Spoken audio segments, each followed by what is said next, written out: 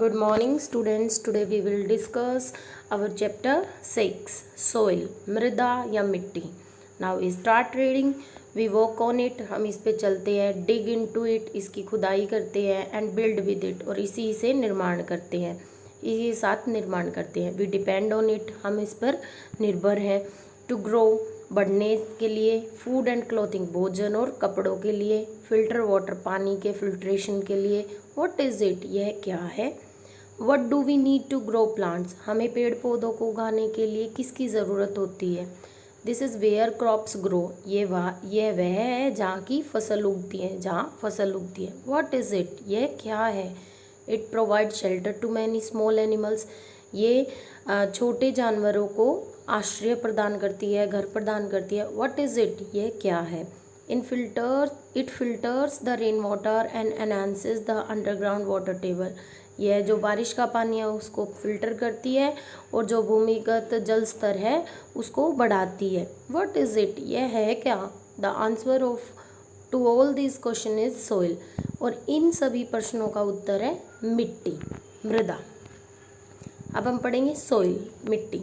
Soil forms the top layer of the earth, जो पृथ्वी की जो ऊपरी सतह है वो किससे बनी हुई है मिट्टी से. It is a combination of living and non living materials, यह मेल है जीवित और अजीवित सामग्रियों का.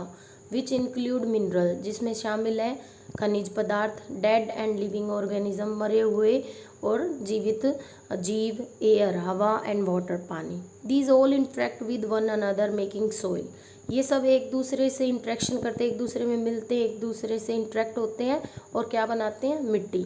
One of the most important factor for supporting life on the earth.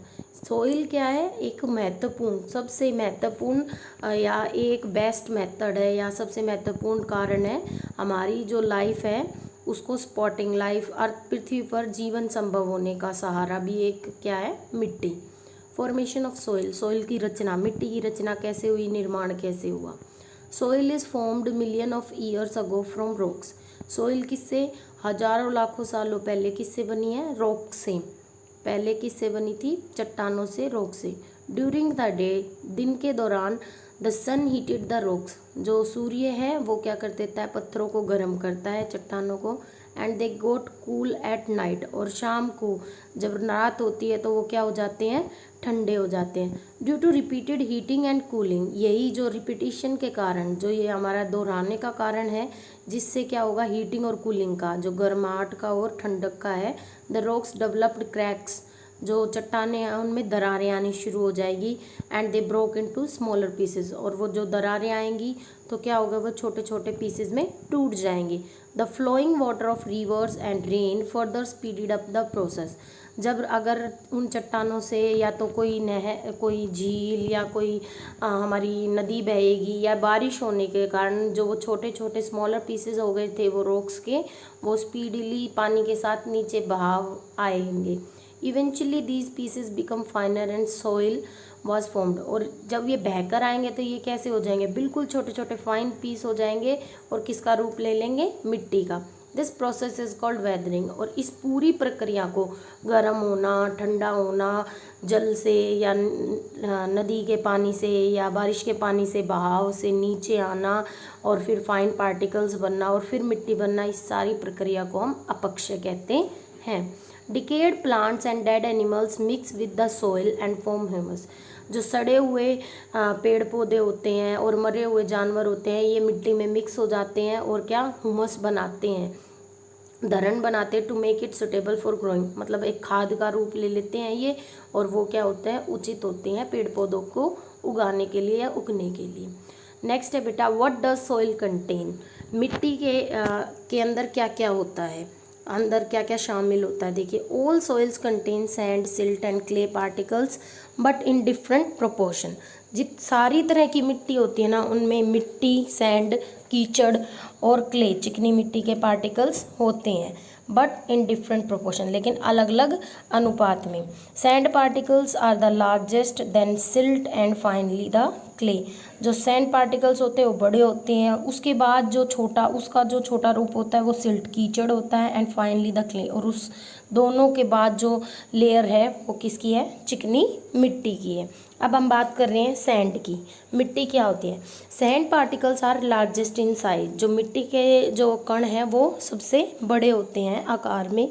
They have a lot of space between them, और उनके बीच में बहुत ज़्यादा जगह होती है। So they can not hold water, इसलिए उनके अंदर जो पानी है वो होल्ड नहीं कर पाता है, रुक नहीं पाता है।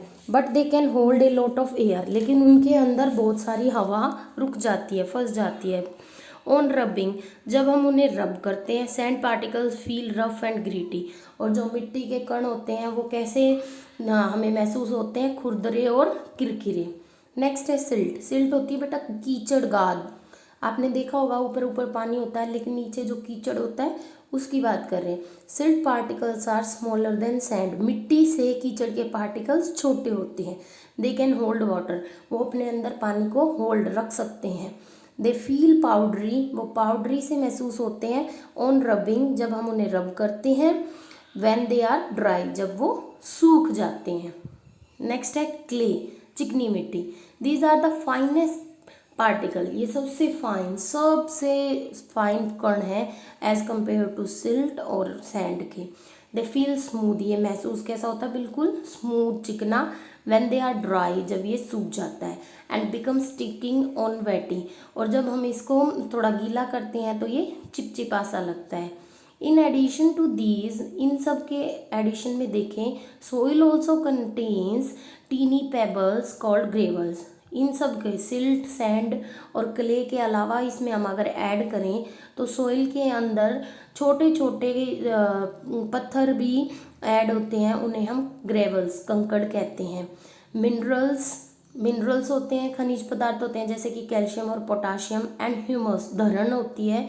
और ऑर्गेनिक मैटर, या फिर आप बोल सकते हो जैविक पदार्थ होते हैं। Soil also contains air and water, मिट्टी के अंदर हवा और पानी भी शामिल होते हैं। It is also home to many small animals, और मिट्टी क्या है? बहुत सारे छोटे जानवरों का घर भी है। सो बेटा read this chapter carefully and try to find out exercise. Thank you and have a nice day.